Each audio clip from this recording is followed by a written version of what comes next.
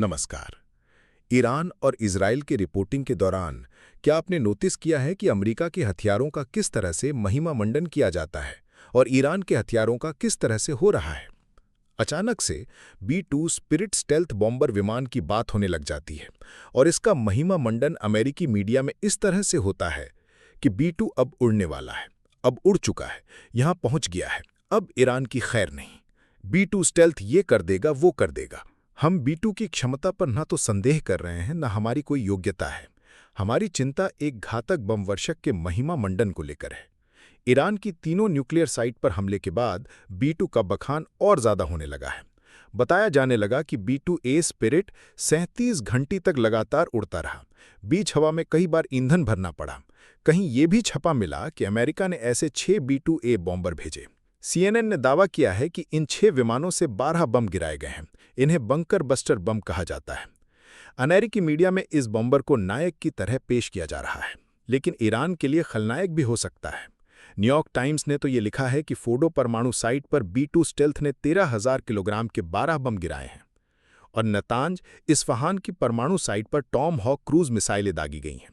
Trump ये कहते रहते हैं कि इस तरह की क्षमता वाला बम गिराने का विमान केवल अमेरिका के पास है, किसी और के पास नहीं। अब एक सवाल का जवाब दीजिए। 13 जून को इजराइल ने ईरान पर हमला किया। तब से लेकर 22 जून तक आपने इजराइल के अभेद, अचूक और अतुलनीय हथियारों के बारे में कुछ सुना, कुछ नया देखा कि इजराइल ने अपने इन हथियारों से दुनिया को चौंका दिया है, ईरान को हतप्रभ कर दिया है? अगर सैनिक तकनीक के मामले में इजराइल इतना ही संपन्न और विकसित देश है, तो फिर ईरान के परमाणु ठिकानों को क्यों नहीं नष्ट कर सका? हमला तो उसने भी किया, जैसा कि इजराइल ही दावा कर रहा है। क्यों इजराइल को B-2 बंकर बस्टर के लिए अमेरिका का इंतजार करना पड़ा? इजराइल का भूत खड़ा किया जाता है कि उसके पास ये टेक्नोलॉजी है, वो टेक्नोलॉजी है। इजराइल की इसी सैन्य क्षमता को लेकर कितने किस्से गढ़े गए हैं, मिथक भी। उसी के नाम पर उससे दोस्ती के बहाने बनाए जाते हैं, उसकी नाइंसाफियों को नज़रअंदाज किया जाता है और पीछे से धोखे से मारने की क्षमता उसकी ज़रूर है। पेजर में धमाका कर देगा।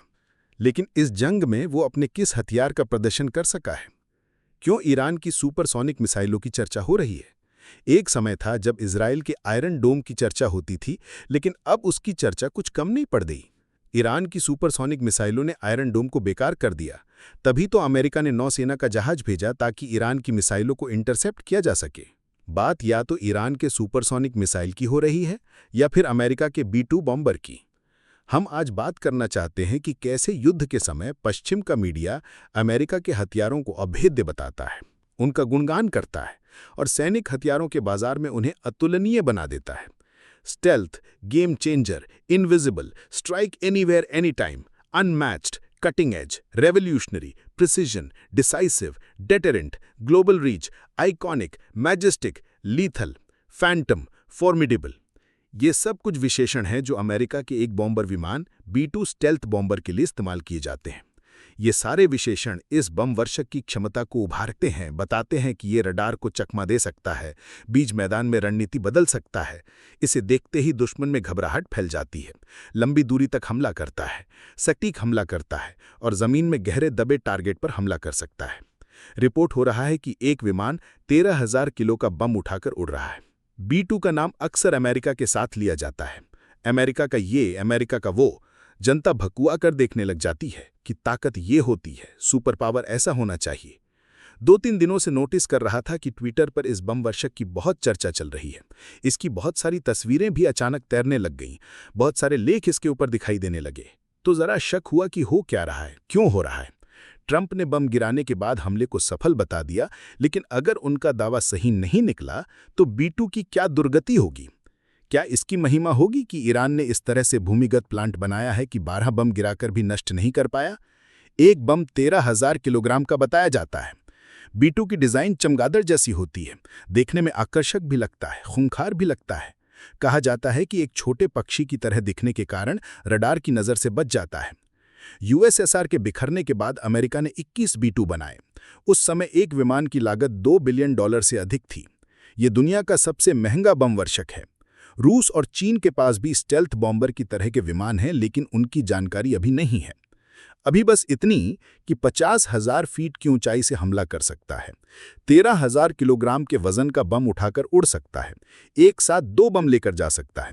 इतना भारी बम, वो भी बिना ईंधन दोबारा भरे, ये 11,000 किलोमीटर तक उड़ सकता है।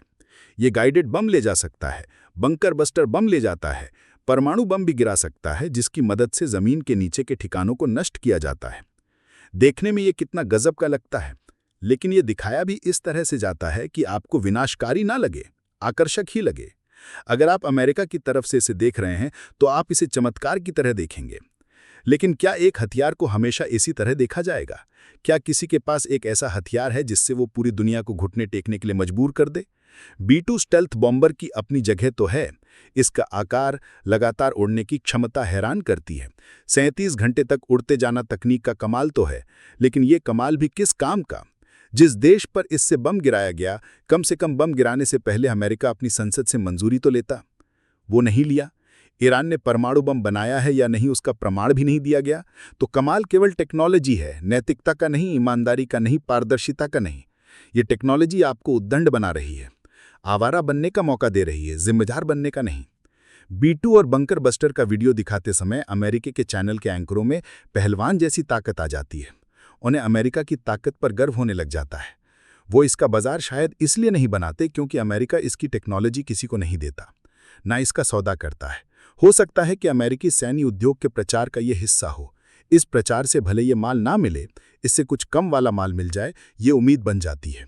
अमेरिका जिसने B-2 बनाया है, उसकी तरफ देखने के लिए, उसकी बातों को चुपचाप सहने के लिए दूसरे देशों के प्रमुखों को बहाना मिल जाता है। सुपर पावर बताना अमेरिकी मीडिया का एक प्रोजेक्ट रहा है। इसके लिए वो इन्हीं हथियारों से अमेरिका को ताकतवर बताता है। अमेरिकी हथियारों को अचूक, अभेद, अतुलनीय इसलिए बताया जाता है ताकि इनसे भय और विस्मय पैदा किया जा सके। अमेरिका की ताकत को देखकर मनोवैज्ञानिक रूप से लोग सरेंडर करने लग जाएं। यही नहीं, यह अमेरिका को महान बताने की मीडिया संस्कृति का भी हिस्सा है। ध्यान रखिएगा, अमेरिकी चैनलों में बाकायदा कवरेज हो रहा है कि फोर्डो की पहाड़ी के 300 फीट नीचे बने न्यूक्लियर प्लांट को ध्वस्त करने के लिए कितने किलोग्राम वजन का बम गिराना चाहिए। बम की चर्चा इस तरह से हो रही है जैसे कोई खिलौना हो। इसकी चर्चा से विनाश गायब है, हमेशा एक संभावना की तरह पेश किया जाता है। इसके कवरेज को देखते समय आपका ध्यान इस बात से हट जाता है कि ईरान ने बम बनाया है या नहीं। इस पर तो फैसला हुआ ही नहीं, कोई सबूत नहीं दिया गया। लेकिन बम कैसे गिराया जाएगा, किस ऊंचाई से गिराया जाएगा, बम किस रास्ते से और कितनी गहराई तक जाएगा और कितनी देर में पहाड़ी के नीचे चला जाएगा, न्यूक्लियर प्लांट को ध्वस्त कराएगा। हर तरफ इसकी क्षमता का बखान है कि ये किसी पहाड़ी के भीतर 60 मीटर तक जा सकता है। इजराइल के पास भी इसी तरह का बम है, लेकिन वो बहुत भीतर तक नहीं जा सकता। ये भी जोड़ा जा रहा है कि पत्थरों की अलग अलग संरचनाओं पर भी निर्भर करता है कि GBU-57 और BLU-109 कितना भीतर तक प्रहार कर सकता है। आप भी ये अभ्यास कर सकते हैं। देखिए कि New York Times, Fox News, CNN, BBC, Washington Post B-2 का जब ब्यौरा देते हैं तो कैसे उसे शक्ति और गौरव से जोड़ते हैं, अमेरिका की शक्ति और गौरव के रूप में अभिव्यक्त करते हैं।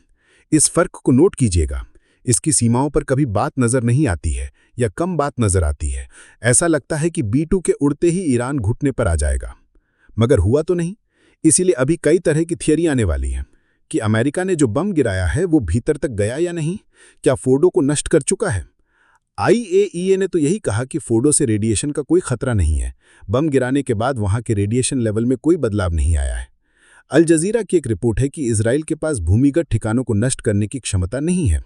बंकर बस्टर बम का इस्तेमाल उन ठिकानों को नष्ट करने के लिए किया जाता है जो जमीन के नीचे हैं, बंकर को उड़ाने के लिए किया जाता है। बताया जाता है कि फोर्डो का प्लांट पहाड़ी के 80 से 90 मीटर नीचे है। 2009 में पहली बार ईरान ने माना था कि वो फोर्डो परमाणु सेंटर में यूरेनियम संवर्धित कर रहा है। पश्चिमी देश पहले से ही ये बात जानते थे। इस बात के सार्वजनिक होने के बाद 30 साल में पहली बार अमेरिका और ईरान आपस में बात करने लगे। ईरान ने 2015 की डील में वादा किया कि फोर्डो के नीचे जो न्यूक्लियर फैसिलिटी है उसे रिसर्च सेंटर में बदलेगा और एनरिचमेंट रोक देगा।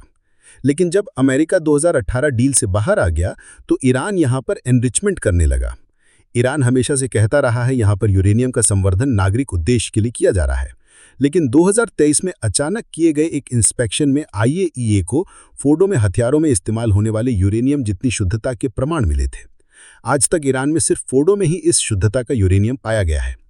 कहा जाता है कि फोर्डो की रक्षा के लिए ईरान और रूस की मिसाइलें तैनात की गई हैं। इजराइल का कहना है कि फोर्डो के ऑपरेशन को पूरी तरह से नष्ट करना पड़ेगा।